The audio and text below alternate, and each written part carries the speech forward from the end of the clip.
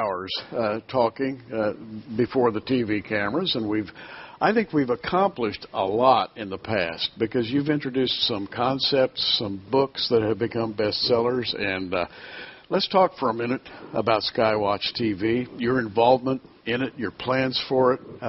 What do you plan to see coming out of Skywatch TV? Well, I think we'll keep doing what we have done. As you know, Gary, the Lord seemed to have given us kind of a distinct type ministry. We kind of do what nobody else out there does. I pastored for 25 years. You're a pastor too, so you know that was the kind of a job that might have driven me towards retirement, right? Yes. And that's really what I was planning to do. I had retired. I had served as an executive in a large evangelical institution, and I had done well enough financially for a while that I thought, I'm just going to move to Missouri and get on a little farm and have some animals and c'est la vie, to the world. But the Lord wouldn't let me do that. But I always had some interests. Some things that I was curious about when I was a pastor. Now I'm talking about things like supernaturalism. Are there angels and demons really? What are aliens? Is that just another version of demons? Is that something else? Is it all just, fictional stories, things that people make up, and all kinds of other things? Atlantis, was there any such thing? Astrobiology. So what I decided to do in my retirement was to start this little newsletter that then turned into a website that then eventually became known as Raiders News Update. And if people go to RaidersNewsUpdate.com on any given day, they'll see that we're still doing that same thing. We kind of ask the questions that other people are not asking. But what's important, Gary, is that we keep all of this in a real strict biblical worldview. That at the end of the day, we're fishing for men. Yes. Anything from New Agers to just curious young Christians that may not be getting answers in their local church. Yeah. And we're trying to find answers, but keep it in good biblical orthodoxy. What I hear you saying, Tom, is that you want to investigate some new subjects, but you want to stay in the realm of traditional gospel teaching, the idea that the Word of God is divinely inspired and perfect in its original autographs, the whole idea of the deity of the Lord Jesus Christ. In other words, the classic theological base, but moving out and exploring new subjects. And this is becoming really a kind of a hot topic in Christianity. I think of you as being on the cutting edge of it. There are subjects now that we as, I suppose, theologians, as those who are commissioned, if you will, to set forth the gospel of the Lord Jesus Christ, there are topics, just because of the changes in society, that we have to begin to address. And you've started to address some of them in your latest books. And I might add, you've borne a little criticism.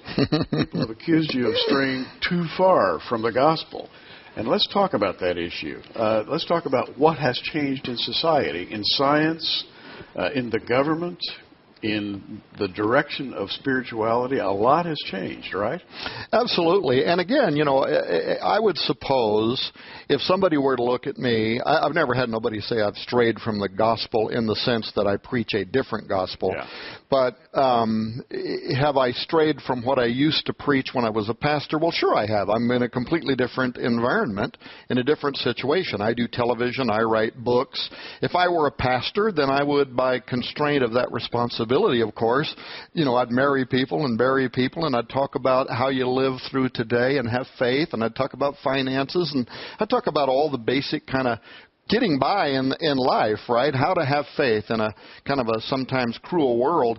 But I have the benefit in the position that I'm in now to launch something like this new mothership called Skywatch Television, in which we're going to have the opportunity to actually address some of the strange and the bizarre, but our theology will still be straight up Western evangelical theology. We still believe in the virgin birth of Christ. We believe in His ascension, His death, burial, and resurrection. Yes. We believe that only in Him This is something that a lot of the modern denominations are doubting now. That's right. Maybe we can get to God in all kinds of ways. No, we still believe there's only one way under heaven whereby men can be saved, and that's in Christ Jesus the Lord. So our theology is old-fashioned, if you will, but our willingness to talk about subject matter that other people might not touch with a 10-foot pole, that's what sets us apart. For instance, this last year, and again here in more recent days, people are hearing strange noises all over the world. Yes. And even scientists and some of the, like the Army Corps of Engineers are scratching their head. They're trying to figure out, what is this hum? Or what is this sound? Almost sounds like trumpets underground. Yeah. Some of it sounds like the clanking of metal. And when I've read some of the descriptions, even on secular websites, I've sat back and a couple times the hairs just kind of stood up on the back of my neck, because I've thought, are these the angels, both fallen and unfallen, warming up for a battle that was described in the book of Revelation? Is that it? Well, maybe I have an overreaching imagination, right?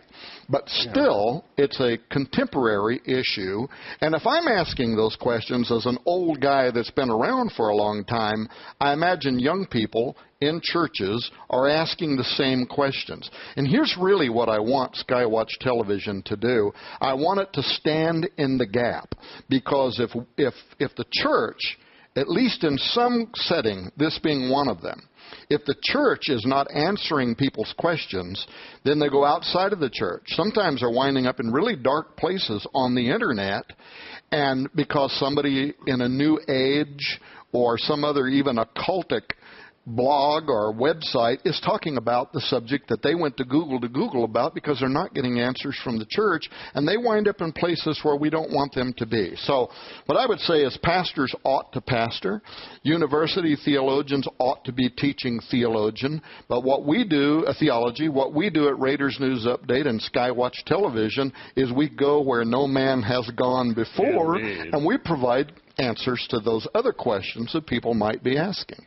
Always fun talking with Tom Horn of Raiders News Network and other enterprises. He's an author. He's written books like Exo Vaticana, Zenith 2016. And here I want to talk about some subjects that maybe people are uneasy about. Let's talk about some black projects in the government. You write about DARPA all the time. What is DARPA? DARPA is the Defense Advanced Research Projects Agency, the acronym DARPA. And it's one of the major, probably one of the most well-known, actually, agencies in the government that dole out taxpayer-funded revenue for specific kinds of projects. People might see right now where Google, for instance, has driverless cars. Drone cars, robotic cars. Yeah. And they're driving around all by themselves, right? People have seen them all throughout the United States. But that began some years ago with DARPA issuing a challenge for who the first companies might be that could create a car that would drive without a pilot and win a race through the Mexican-American outback. And the first year, none of the cars hardly made it off the starting line. By the second or third year, half the cars had made it to the finish line, and some of them at fantastic speeds, piloting themselves. Well, that was one of their accomplishments. Now, however, what a lot of people don't know is that DARPA also has an interest in things like super soldier technology. They have an interest in genetic modification. The last 3 budgets, the presidentially approved DARPA budgets in a row, including this year, have literally millions of dollars in there set aside for rewriting the human genetic blueprint. They intend to change the genetic code of soldiers on future battlefields. Now, some might say, why in the world would anybody want to do that? Well, part of it is pharmaceutical. Part of it is to try to cure disease. Part of it is to help soldiers that have been hurt in battle to be able to come back, like regrow an arm that might have got blasted off by some bomb or something in some unit overseas. Mm-hmm. So part of it is that. But part of it is also information that our Pentagon, that our Department of Defense and DARPA are receiving from some of the leading think tanks in the world. For instance, the Jasons. Most people have probably never even heard of the Jasons. If they go to Wikipedia or somewhere and type it in, they'll find out that that's one of the leading think tanks that offer advisory information to our intelligence agencies here in the United States, and especially those that are involved in the military. And these are leading scientists. And they come from all fields of science. And guess what? The last 2 or 3 years, report after report from the Jasons to the Department of Defense telling the United States that we have to get ahead in human genetic modification. Otherwise, we are going to fall behind to those who might be our enemies on the battlefield or our competitors in the marketplace. Well, it's one thing to design a driverless car. It's another thing to retune the human genome. How much tuning will the human genome take before you're no longer human?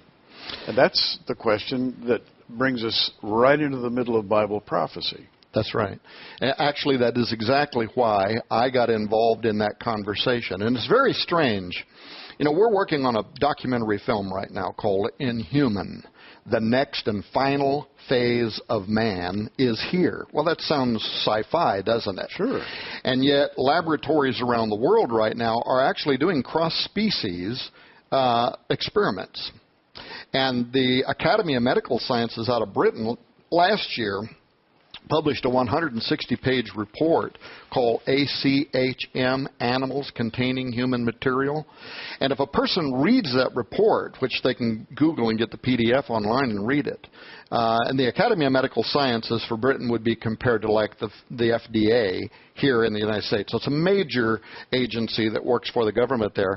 But if you read that report, it'll blow your mind, where they are alleging that there are literally thousands of laboratories around the world that are flying under the radar, that are doing advanced experiments with human and animal integration, literally creating chimeras, right, out of Egyptian history.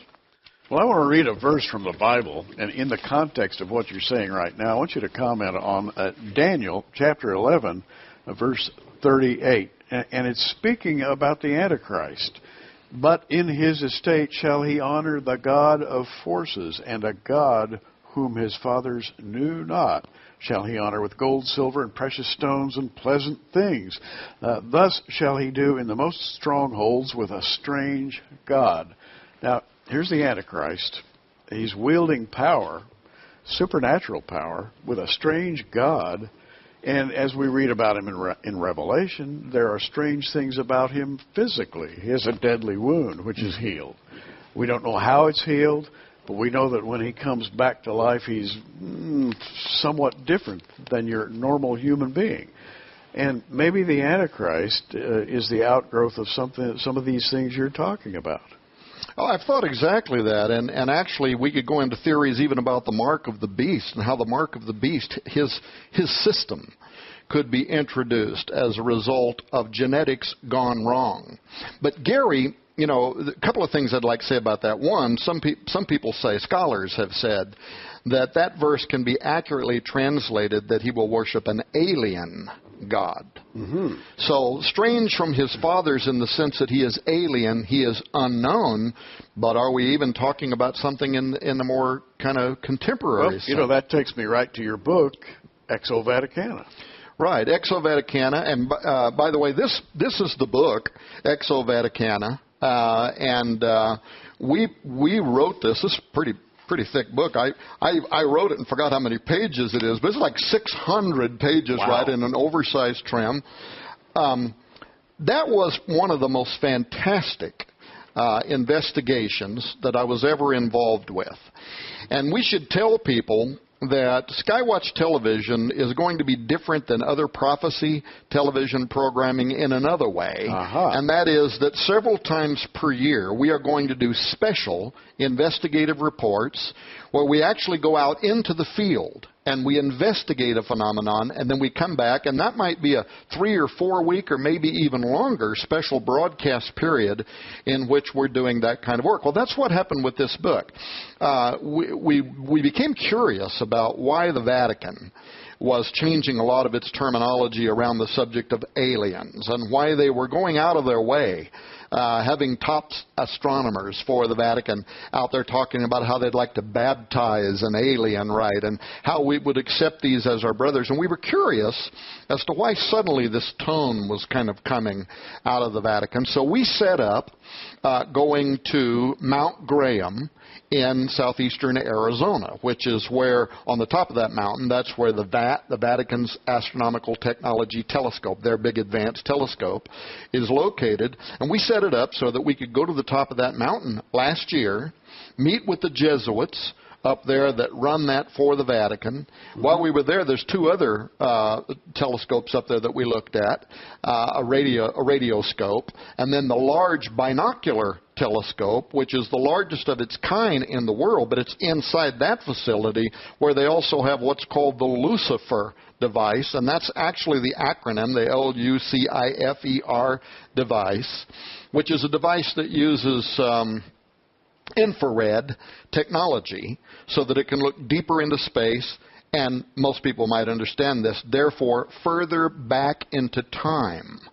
And we wanted to know, what were they doing on that mountain? Why that mountain? Why that one in particular?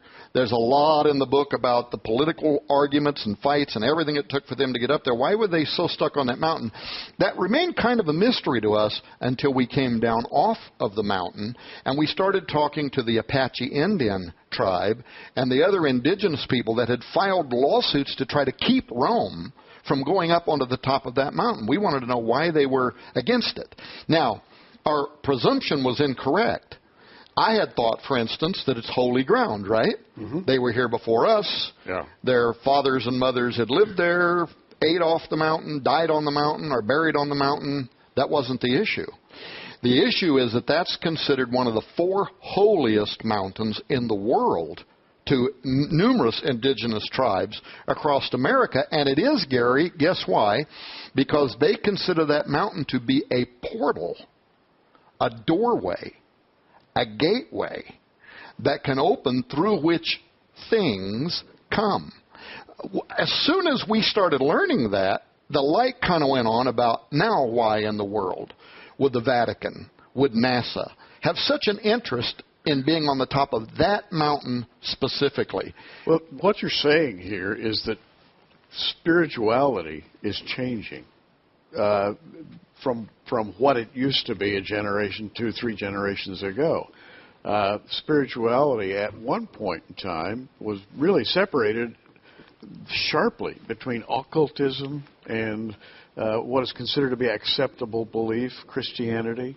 Even, let's say, liberal Christianity was distinguishable from occultism or the dark side. But now we seem to be, things seem to be merging together into a misty cloud, and you can't tell whether you have stepped into the dark side or whether you're out of it. And to further muddy the waters, science is now tampering with the dark side, including Vatican scientists, and they're all looking for something. They're looking to contact a higher power. And is that this alien God that Daniel says exactly that the Antichrist will worship, this alien God, this God that was not known to our fathers, to our forefathers, something strange. And you mentioned how the Antichrist might even be transhuman in a sense, something that's been genetically altered. And the further we move forward into science, the more we begin to see how in very real, tangible, and even terrifying ways, much of what the prophets wrote about could come to pass in our day, in our era. Jesus said to his disciples in Matthew 24:37, as it was in the days of Noah, so shall it also be at the time of his coming. Well, what was happening in the days of Noah? Above anything else, genetic manipulation. Absolutely. Altering God's creation. Now, fast forward to 2014, we're going into 2015, and for the first time since the time of the Great Flood, we have set forward to intentionally, genetically alter all of creation. We're doing it with animals. We're doing it with plants, genetically modified foods. We're just a giant experimental bed right now, by the way. Yes, we're eating genetically modified products. We're contaminating the atmosphere. And we don't really know what the effect on that is, the long-term effect on that is going to be regarding our health. But bringing it back to DARPA and the Pentagon, I mean, they also say we're going to take this to the next level. What we've been doing with genetically modified crops and genetically modified animals, we are going to do with genetically modified humans. And they're saying we're going to do that because we have to. Basically, that's the argument. We must do it because our competitors are doing it, according to these intelligence think tanks, and we cannot let them get ahead of us. The Jasons say we risk falling irreparably, unrecoverably behind in this new arms race. They actually coined the language like an arms race, like in the same way that the old Soviet Union did, and I think the new Soviet Union is poised to do again, enter into this buildup of nuclear arms against the United States for supremacy. Well, the Jasons are saying that's exactly what we are entering into now. They're actually calling it the hybrid age. The new industrial age is the hybrid age. Except instead of building better tank building equipment in factories, we're going to build better humans in factories, and they're going to fight our wars for us. Which raises the question, where does this fall in Bible prophecy? And are we talking about something that is illegal in the eyes of God, that is tampering with the human genome? If so, we have entered into a sharply defined evil era. A line has to be drawn at some point beyond which you've really stepped into a world from which you cannot return. I believe that, yeah. I believe that, Gary. I think it's, first of all, it's an insult to God's creative genius.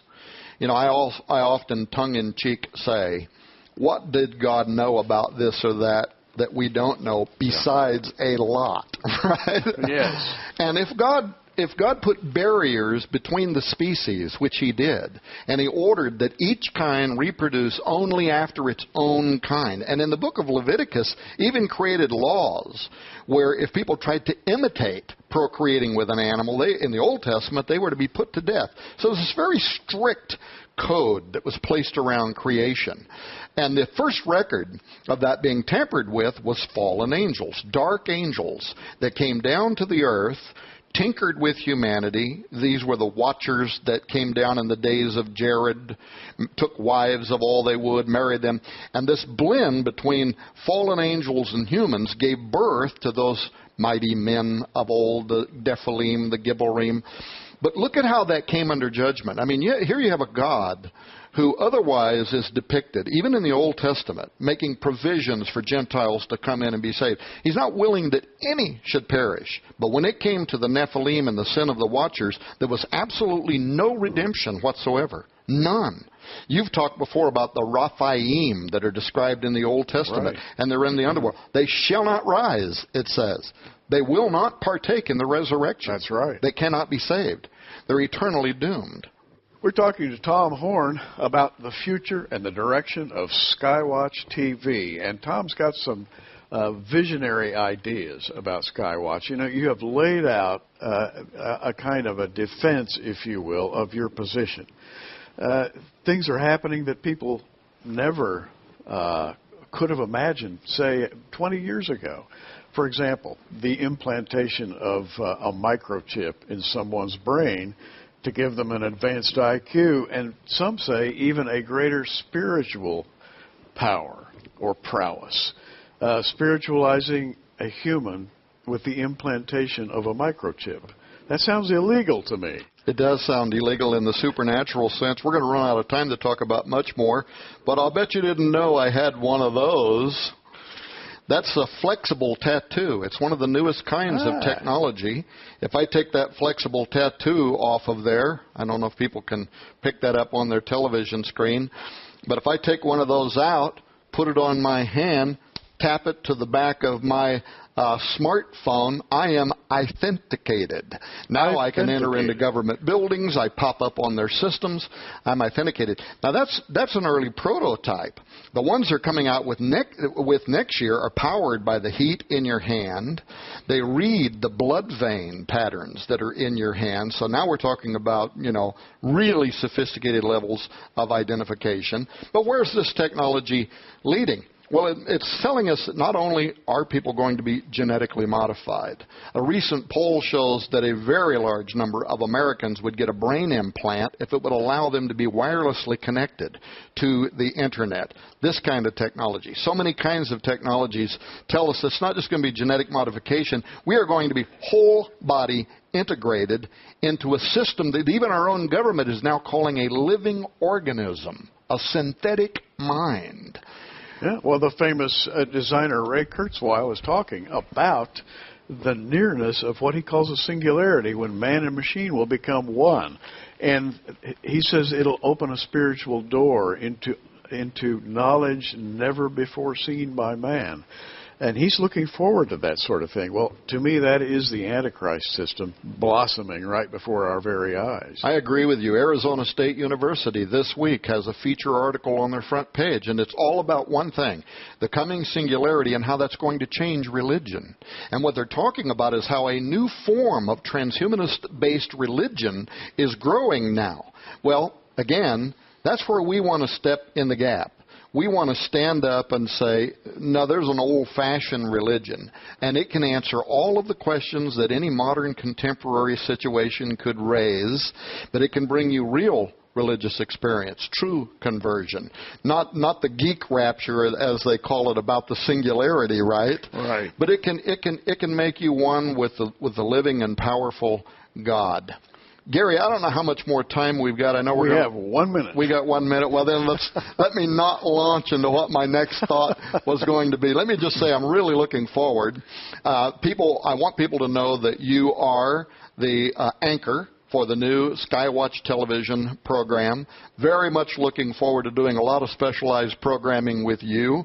We will also have other guests that will come in that are experts in their field. And one final thing, we're also working on 2 prophecy conferences, which we hope to host in 2015. Today we were actually looking at one of the facilities where we would bring leaders from around the world in various cutting-edge topics. Of course, I would be there. You would be there. A lot more information coming about that soon.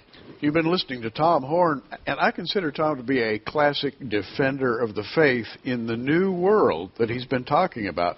It's not your father's or your grandfather's world, spiritually speaking. I'm Gary Stearman for Skywatch Television, along with Tom Horn. Hey, keep watching.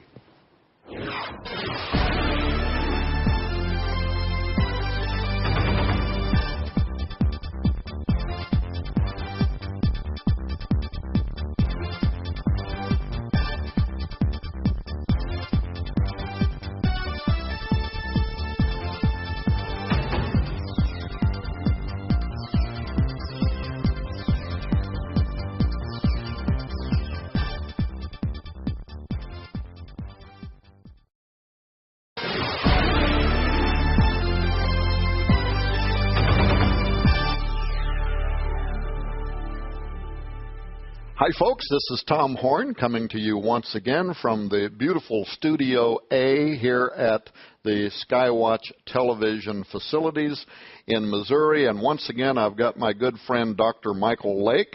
Welcome to the show again. It's good to be back, Tom. Yeah, I mean, on the last program, we both commented after it was over how it felt like we'd only been talking 4 or 5 minutes. We were really just kind of barely scratching the surface. But I want to pick it back up where we were talking about this conspiratorial world view. You know, I read an article not long ago where it said, as it turns out, a lot of the conspiratorists are correct in their view of the world and the machinations of government, agencies and some of the wars that we have fought over time. Turns out that what people laughed at one time and said, oh, you're just a conspiracy nut job, turned out to actually be true. But what you've done in this book, The Shinar Directive, is that you've taken this to a whole new level. You're saying it isn't just some war that the CIA may have been involved with. We're talking about a cosmic level conspiracy that's been playing out since ancient times, and that is directly connected to what Nimrod had done in the land of Shinar, things that actually happened to Nimrod himself, which we'll talk about in a few moments. And these old fellows called the Watchers, these powerful angelic beings that came down to the earth, and as I understand it, among other things, tinkered with the genetic makeup of all life on earth, plants, animals, humans, everything. I mean, we'll get into, why were they doing that. But one of the questions that has bothered theologians since forever, and Bible students wrestle with this all the time. I get emails about it all the time. How were there giants on the earth before the flood, but also after the flood? And we have this new movie came out not long ago on Noah. It's just a ridiculous mess of a movie. It's got the giants helping Noah build the ark and just all kind of crazy ideas. But it hinted that there might have been something on the ark, perhaps one of Ham's wife or something, and the Noah character is thinking he might have to kill her. And it didn't really go into the details, but I know it plays into some of this conspiratorial thought that maybe she was a carrier of the seed, and then maybe some other kind of ideas. But you talk in here, in your book, The Shinar Directive, about one of the possible situations that allowed for knowledge, right? I mean, something was stowed away on the ark. I was trying to follow the esoteric knowledge. Now, there's several good theories about how there were Nephilim before and after. It could be a reincursion of the Watchers. It could also be that the wives might have had Nephilim DNA encoded within their genetics. But I was trying to follow the knowledge, because there had to be more than just birthing Nephilim to do what they were going to do. And one of your mentors, Dr. Thomas, had wrote about how that there were universities that the Watchers and the Nephilim have founded that predate the flood. And I have kind of wondered, since you follow it, it erupts in the heart of Ham after they get on the other side. I wondered if he didn't take that knowledge with him on the ark, because the devil loves to always have that extra seed, that extra stowaway. And it begins to explode in the heart of Ham. We see that with the sin against his father Noah. And one of the things that I have found, anybody who ever begins getting into esoteric knowledge, one of the first manifestations is this haughtiness, this pride that they have. And that manifests in the heart of Ham, that when Noah gets drunk after partying because of their celebration of their first harvest, instead of covering his father's nakedness, he goes and begins to proclaim it throughout the camp. And that is a symptom of having esoteric knowledge within your soul and the pride that goes with it. And then he began to build through his children the empire that his grandchildren built. Egypt, they built Babylon. It became a family endeavor for them to begin working something other than what God wanted in the earth. And isn't there also among some of the Jewish apocalyptic literature a suggestion that Ham, perhaps, maybe he found one of those books from that library that Dr. I.D.E. Thomas had talked about in the Omega Conspiracy? I can't remember if it's the book of Jasher or the book of Jubilees talks about it, and it's either Ham or a son of Noah that's not even listed in the Bible, that they had found the writings of the Watchers and had begun to utilize it. And so the possibility goes either way. What is very obvious is that this family line began to move in esoteric knowledge that God was trying to wipe out with the flood, and begin to reestablish what the Watchers were doing in the earth. Yeah. Now, by the way, this raises another question. For people that have studied this issue, they come across the Sethite point of view, and then there is what's called the angel theory. Explain those two different worldviews and what the relationship of those views is with the research that you've done in the Shinar Directive. When you put both theories back into their historical view, all of the rabbis, all of the ante-Nicene fathers, all believed in angel incursion. It wasn't until the 5th century that a Roman Catholic apologist came up with what is known as the Sethite theory. And it was because instead of using Genesis 6 to actually defend the gospel and defend these things, he was ill-equipped. that he had to formulate a theory that would diffuse what the pagans were saying, that Jesus was just simply another version of Tammuz. And it was hard for him to do that because the Catholic Church had already infused those things into their theology. So because he wasn't biblical, he had to create this other theory. But none of the early church fathers, there was no rabbi on record that ever had even hinted of the Sethite theory until the 5th century A.D.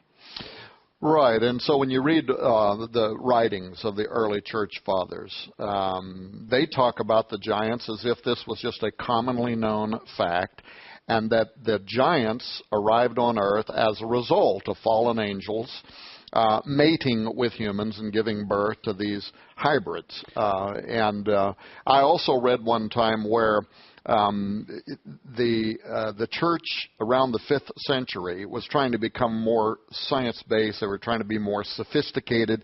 They wanted to get away essentially from the idea of miracles and angels and demons and all of that. So they hated this idea that angels had somehow commingled with women and gave birth to giants. So they're trying to be more sophisticated, right? It's that human level of knowledge that wants to strip the divinity from the original text. And the only other thing that Julius Africanus left us was he said that Jesus was supposed to come back in the year 1000.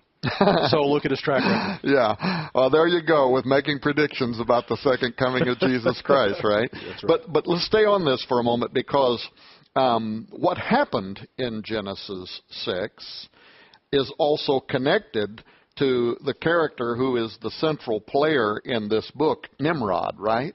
The book of Genesis, you write about some things in here that's very interesting. Genesis 10, where it says some very peculiar things about Nimrod. Tell us about that. You know, it's almost a footnote in history. It simply says that, Nimrod was born, he became to be a mighty hunter and lord, he began to be a mighty man, and it repeats it several times. And first of all, that word he began is halal in the original Hebrew. And in it, it can mean began, but it also means to corrupt, to defile, to prostitute. He did something that corrupted himself. And then it goes on to say that he became to be a Gibborim. When you look at the principle of first mention, back in Genesis 6, where it talks about the Nephilim, they begin to be mighty men of renown on the earth. That is the first time that Gibborim is used in the Word of God. So the very definition of a mighty man is a Nephilim. And so the second mention is with Nimrod. And it's not only that way in the Word of God, because, David's men were called Gibborim because they were able to do mighty exploits like the original Nephilim, the supernatural and the power of God. Even within Greek mythology, it carried that same thing. So Nimrod did something that corrupted himself, and even the rabbis knew the direction that really Moses was trying to hint here. The Septuagint literally says, and Nimrod became a giant. But I also found out that within that word halal, when you look at its various tenses, it also means to be run through or pierced through to the point of death. And we know that the Antichrist is going to be run through. He's going to have this mortal wound, but when he comes back, he's going to become something else. And then the third tense of that word actually is connected to the god Pan, because it's to play a flute. And so we see in Nimrod, he started out as a man. Something happened. He was able to do something that not even the Watchers could do. He started out fully human and transmorgified himself into becoming a Nephilim. And we're going to see the Antichrist is going to start out as a man, has a mortal wound in his head. They're going to use some transhumanist technique to bring him back, and when they do, Apollyon is going to inhabit perdition, and all of a sudden we see the full manifestation of the Antichrist. That's all encoded in that one word where he began to be a mighty man. Now, you raised this word, Apollyon. The book of Revelation, the beast rises up out of the bottomless pit and goes into perdition, Apollyon, Apollia. The Apostle Paul uses that reference, too, when talking about the Antichrist. He says he'll be the son of perdition. That's the word Apollyon. And we would want people to understand that Apollo is the Greek name of a mythological deity, a demigod. But if you follow that history backwards, essentially they're talking about this same mighty hunter, this same character that in the Bible is called Nimrod. The Sumerians refer to him as Gilgamesh. The Egyptians deified him as Osiris, the mighty hunter. But in the Bible we find out that spirit, whatever that is going to literally come up out of the bottomless pit and go into this man who's already on the earth. So what you just said was, he's what? He's on Earth. I mean, he's just got all the answers to all the political ailments of planet Earth. He's a genius. The world's in love with him. He's probably very charismatic. He's probably handsome. He's probably got degrees in science and tech, and he's all that and a Diet Coke too, as the young people say, right? Yeah. But then something's going to happen to him, and what you're postulating is you think it's at that moment his deadly head wound is healed, and this is some kind of new genetic therapy. Is that something kind of like what happened with Nimrod? We don't really know, but what you're saying is that it's all implied in the text. He began to be. And the language halal, if I'm saying it correctly, can also imply something genetic. Yes. Now, when I've tried to kind of wrap my mind around how complex that line of thinking is, I've related it back to myself. I was born, and in my genetic makeup, I had the gene that can lead to diabetes, right? Mm-hmm. Now, you can have that genotype and not necessarily develop diabetes, but because I wasn't eating. People look at me and they think, oh, it's because he was overeating too much cake, right? And that wasn't the case. I was actually getting up in the morning and not eating at all until late into the afternoon because I'd get too busy, didn't want to stop and eat. And I'm throwing my blood sugar all over the place, and my doctor says he thinks that's what happened that then caused the genetic trigger. Mm-hmm. And all I can tell you is that now, by the way, I have this all under control now, but from that day forward, it started changing me in very powerful genetic ways. I wasn't a diabetic, but then I began to be. And that was how I kind of wrapped my mind around Nimrod, that perhaps there was some disposition in his genetic makeup, and given the occult knowledge that now is coming from Ham into this family, he starts making intentional efforts to defy God or something, and it sets his brain chemistry. I mean, I don't want to I don't want to try. All that's there because he did something, and it says, he was a mighty hunter before the Lord. That literally means in Hebrew, he got in God's face to do it. Once he became a Gibborim, he did it. Now, what we don't understand is the occult for centuries, they'll use meditation, diet, and many different practices. They believe that they've been able to turn on and off various DNA switches in our genetic code. But I actually believe that our DNA is more than what we are physically. I believe that our mental characteristics, our personality type, even our spirit is encoded into our DNA. Harvard University recently found out that there is an antenna array built on the outside of your DNA. Mm-hmm. And that's you're wired from your DNA on up to be able to pick up the voice of God. Wow. And so it's all encoded. So when he corrupted his flesh, he corrupted his mind and he corrupted his spirit. And he removed the image of God that was within him. That brings so much kind of new meaning to phrases like when Jesus would say, my sheep know my voice, and a stranger they will not follow. They're tuned in. Their antenna is tuned in to pick up the signal, but you could turn the signal off. Very interesting. Let's stay on Nimrod here for a moment, because the other thing that I found to be intriguing is how, when Nimrod began to be a Gibborim, and you're right, in the Septuagint it literally is saying he started turning into a giant. He started becoming a genetic mutation. He immediately then starts doing something that you would only ascribe really to angelic knowledge, even if it's fallen angelic knowledge. After that, he immediately goes to a place and he starts this, the Shinar directive. He starts building a tower. Mm-hmm. So let's talk about that now for a moment, because how would he know where to go and build a tower so that the top of it could penetrate Shemayim? I think that the occult have known for years there are places on planet Earth, whether it's the 10 vortices I talk about in the book, that there are almost dimensional portals. Maybe there was a weak spot in that veil that separates the dimensional realities. But what fascinated me, I originally thought, okay, they have a valley, they're building a tower. Until I did this research, I didn't realize that city had a 400-foot wall around it that was big enough to have chariot races, that it was 200 miles square, and that he had 12 palaces. He was trying to rebuild Atlantis, and I believe when he was building that tower, it's not about height. It's about, there was a weak spot maybe in the dimensional veil there, and he was building a dimensional portal so that they could storm heaven. In his war against God, it was not just enough for him to draw all men to him instead of from God. He was going to use all those that he drew and corrupted in his battle against God in heaven.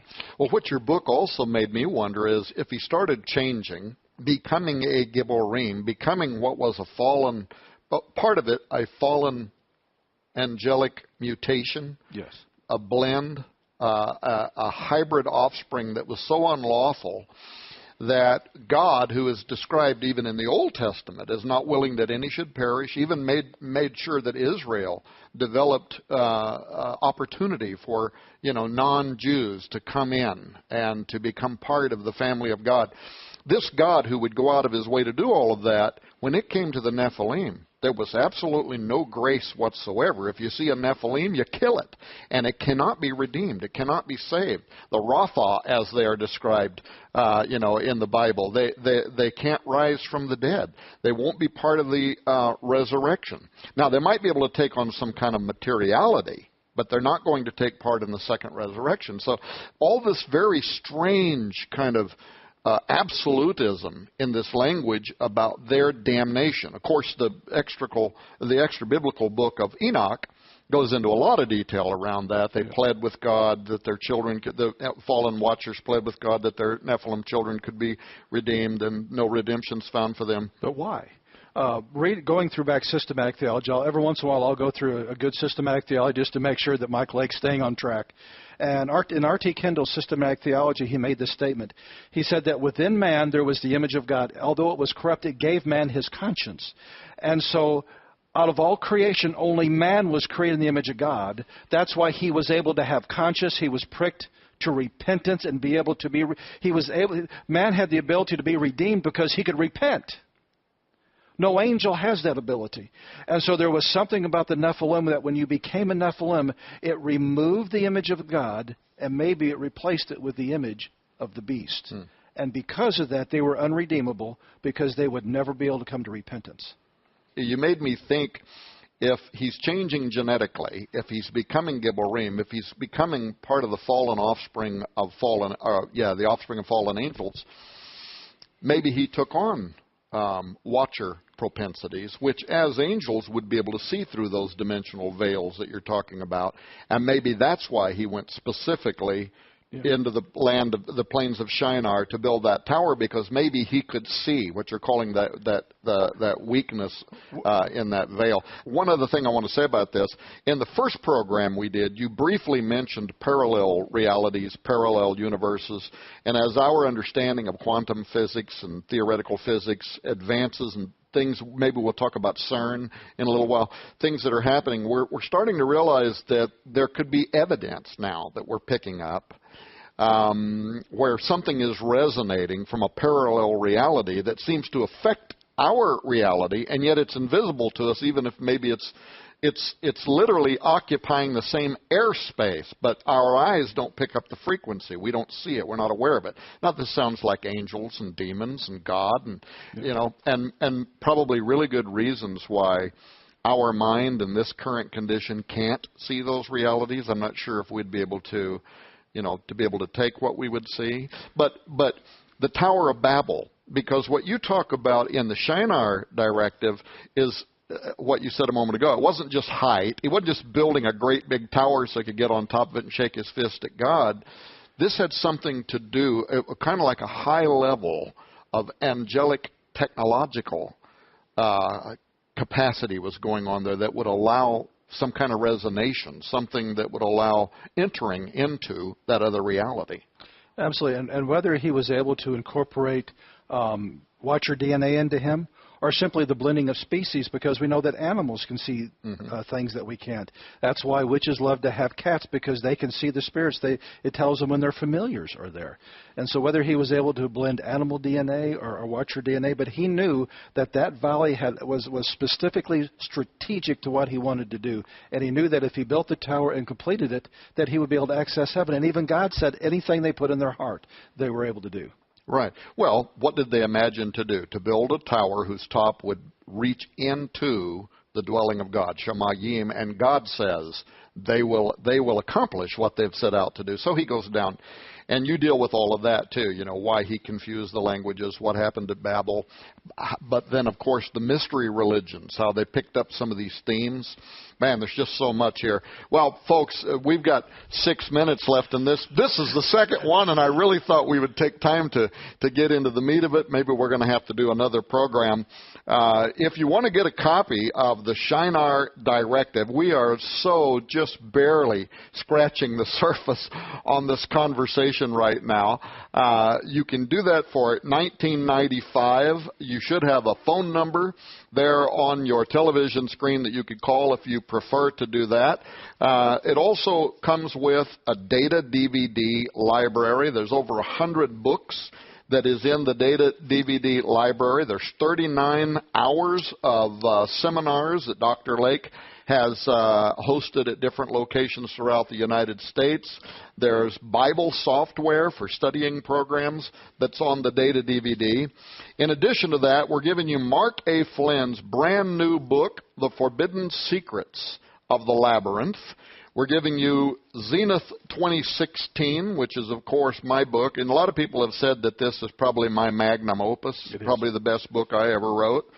And then we're giving you a book that hasn't even been officially released yet, Terry James's brand new book, Antichrist Chronicles, Unveiling the Rise of the Earth's Final Furor. We picked these books and this data DVD library on purpose because they so complement the work that you've done in this book, the Shinar Directive. And when you put them all together and study them back to back, you probably get the most complete picture of this ancient conspiracy that was born, really, in the plains of Shinar and gave birth to the Babylonian mystery religions, which we haven't even talked about, but the role that of course, then also plays in modern-day occultism and the belief by some of the most powerful occultists on earth. We're talking the 33rd degree level and higher among the Masonic, among the Rosicrucians, and other occultists who believe and are dedicated to seeing the return of the golden age, as it is prophesied on the Great Seal of the United States. "'Tis thine own Apollo reigns," the Kume Sibyl said. The return of Apollo, the return of Nimrod, is on the Great Seal of the United States of America. But it was born back there when this rascal started building the Tower of Babel to defy God himself. Now, here's a question that I could imagine people watching this program today wondering, well, is it biblical to even think that there are strategic locations on the earth where that one place might be a place where angels, both fallen and unfallen, can ascend and descend? And yet that is a biblical premise, isn't it? Jacob found one. We call it Jacob's ladder, that when he fell asleep there, he had a dream that there was a dimensional portal there, that angels were ascending and descending, and it so moved him that he built an altar in that place. And so it's very biblical, and in fact, there's other ones that kind of escapes my mind right now where they are, but there are many of them that we see that there are certain places where God comes to visit. In fact, some places he puts his signature. When you enter into a Jewish home, there's a mezuzah that has a sheen on it. When you look at the mountain range in Jerusalem, there's literally a sheen written in the mountain range of Jerusalem. So God is saying, this place there is a portal that I will come and visit with you at. Right. And, of course, the Watchers came down on Mount Hermon, and that's to this day known as a forbidden place. The very language around it implies that it was a specific location that these angels descended down out of heaven onto that mountain. And for a long time, the Greeks, you mentioned Pan earlier in his flute, the Greeks had dedicatories there. Where the demon god Pan would be worshipped, and yet when Jesus was in Caesarea Philippi, he was right there with an eyesight range of those little temples carved into the mountain face there to Pan, and that's where he said to his disciples, "The gates of hell will not prevail against my church." And part of what you're doing with this work is building a cause. To wake up the remnant, to make them know that there might be gateways all over the earth. In fact, we're probably going to have you come back. We're going to run out of time. we probably ought to pick this up and do another show if you're willing to. But you're wanting them to understand what Jesus meant when he said the gates of hell will not prevail against my church. We've got about 1 minute left. How do you want to close this show? What do you want to tell us? Although the devil's getting ready to open up portals, so is heaven. Our greatest hour is upon us if we just press into God. I think God is going to awaken things in us that we never dreamed possible. It's time for the church to become that church without spot and a wrinkle and give the devil hell before we get out of here. Well, I think that's something that we could all say amen to. Once again, get your copy of the Shinar Directive so that you can read the fascinating research, actually, that you've done in this book. You know, I'm a student of the Word and a student of history, and I learned all kinds of things in this book that I didn't know, and until now I thought that I had actually written one of the books on the subject matter, and now it needs to be edited and improved, or as we're doing here, simply give it away with your work as well. Well, Dr. Lake, it's been wonderful talking to you for these first 2 shows. We're going to do a third one. And what do you want to talk about when we come back in this next program? I think connecting the dots of the time that we're in and then the awakening of the remnant. All right. Well, folks, thank you for joining us. And again, remember, keep watching Skywatch Television. Why are we Sky Watchers? Because we believe in the imminent coming of Jesus Christ, and we want you to be ready to meet him too.